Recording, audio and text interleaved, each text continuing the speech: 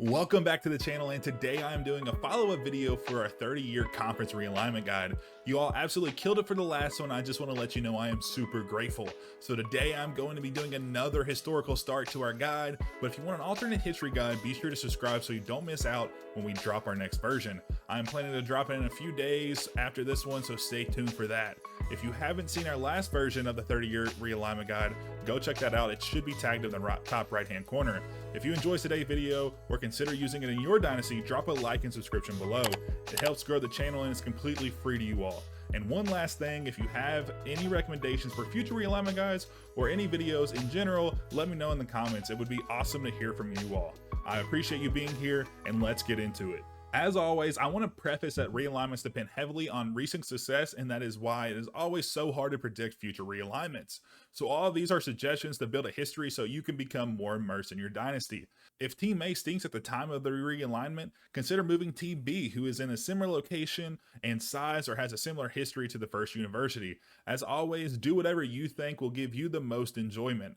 Also, with the recent title update, I have seen some mixed reviews on if the conference bug is still an issue.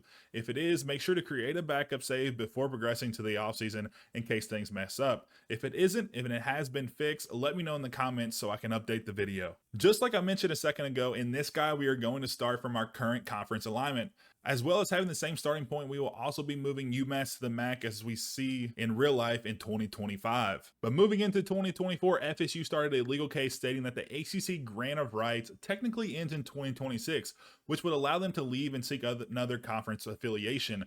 But in the winter of 2025, a judge ruled that while the league technically had the right to stop the deal, if they chose to re-sign it, all teams were required to stay until 2036. And with that ruling, the ACC commissioner inked the extension, but with the branding secured, the money also grew. This allowed for 3 new teams to be added to the ACC to get them to 20 teams and become the first super conference. So the ACC offered these schools membership for the 2027 season and beyond. The teams were Tulane, West Virginia, and Memphis. Surprisingly, no other realignments took place. As college football continues to grow, so do the media deals. With the Big Ten being the first conference to be able to capitalize on this, they signed a new deal worth $10 billion for the next 8 years. This massive price tag drew plenty of eyes from teams all over the country. While the Big Ten looked to expand, many universities' chairmen voted not to expand the league. They worried with too many mouths to feed, they could not hold their own weight.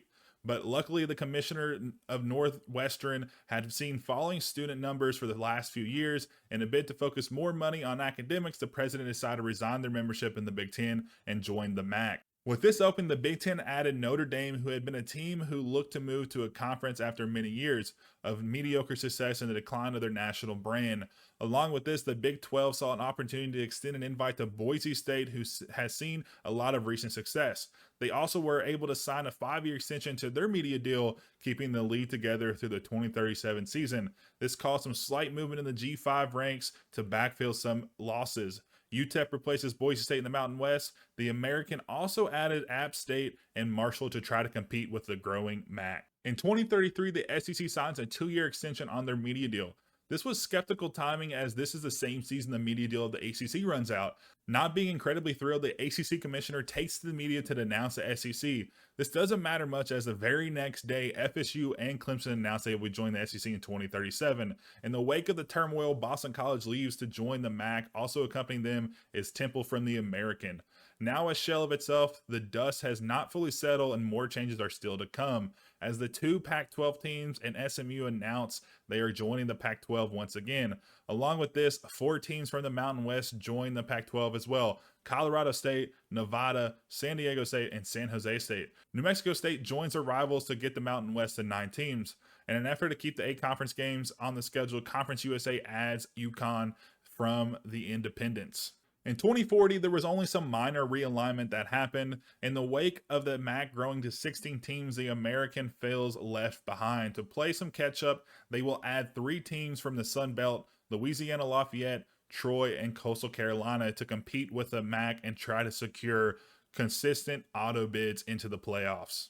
In the last decade and a half, college football had experienced its golden age. The money flowed in, the fans always watched, but in 2041, a lot of viewership metrics and media deal values started to plateau. To combat this, many of the league's commissioners gathered in a meeting to decide what to do. One major decision left this table which changed the game for the next decade. The league voted to add a college football commissioner to run the league at the behest of the media companies. In the first few years, not much has changed, but finally in 2043, the first major ruling took place. 16-team conference limits were put in place. While most of the conferences were at this target or below it, the two major leagues were 2 teams above and needed to downsize. To get to the threshold, the Big Ten loses Rutgers to the ACC and UCLA to the Pac-12.